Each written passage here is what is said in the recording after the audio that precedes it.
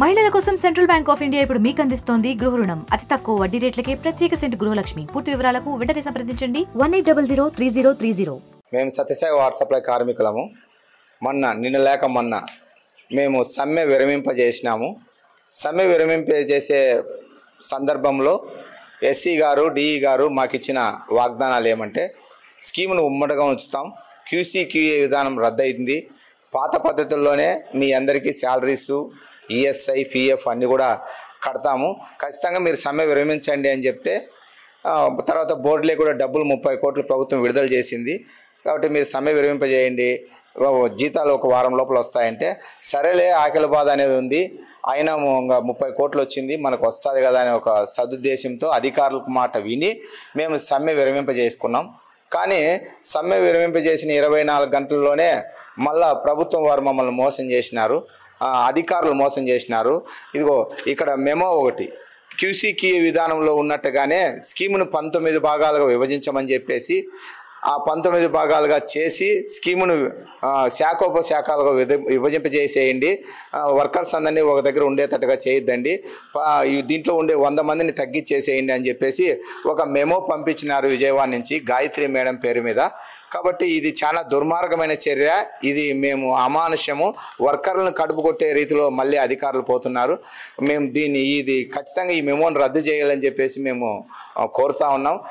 ఈ మెమో ఇచ్చిన అధికారులను కూడా సస్పెండ్ చేయమని కూడా అడుగుతా ఉన్నాం. ఎందుకంటే అధికారులు ఒప్పుకుంటున్నారు, తిరిగి సమ్మె మేము కాలప్ చేసిన తర్వాత 24 గంటల్లోనే మళ్ళీ మా మీద అధికారులు ఈ రకంగా చేయడం అనేది చాలా సబమైనది అయితే కాదు.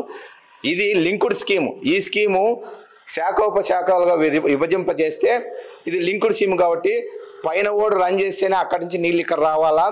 తర్వాత వచ్చేసి మధ్యలో అనేక కిలోమీటర్ల పైప్ లైన్ ఉంది, దాన్ని అంతా కూడా నాణ్యత గల ఎలక్ట్రీషియన్లు, పిఎన్ఎంలో ఉండే మోటార్లు కాలిపోతే ఏదైనా చేసే పిఎన్ఎం వర్కర్సు, తర్వాత వచ్చేసి వెల్డింగ్ గ్యాంగు, జిల్లా మొత్తం మీద కూడా కలిపి 10 మంది ఉన్నారు.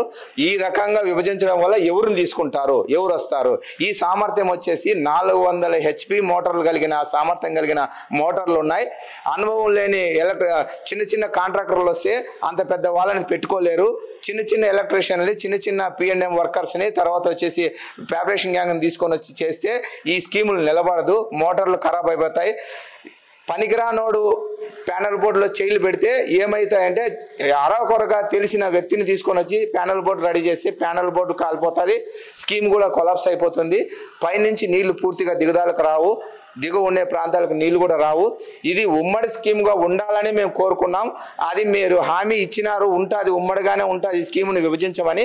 కానీ 24 గంటల్లోనే ఈ రకంగా చేయడం అనేది అధికారులకు సబబు కాదని చెప్తూ దీన్ని పూర్తిగా మేము సత్యసాయి వాటర్ సప్లై కార్మికులు వ్యతిరేకిస్తున్నాం. ఈ జీవోని మేము కూడా సమ్మె విరమింపజేసినాం, కానీ మోటార్లు కూడా రన్ చేసి ఉంటే ఈరోజు ఈ జీవో చూసిన తర్వాత మేము కూడా మోటార్లు ఆఫ్ చేసి మేము కూడా సమ్మెకైతే పోము, మా పంప్ హౌస్లో మేము మోటార్లు ఆన్ చేయకుండా చూసుకుంటాం. మరిన్ని వీడియోస్ కోసం ఛానల్ ని సబ్స్క్రైబ్ చేయండి, లేటెస్ట్ అప్డేట్స్ కోసం వాట్సాప్ ఛానల్ ని ఫాలో చేయండి, అండ్ లింక్ డిస్క్రిప్షన్ లో ఉంది.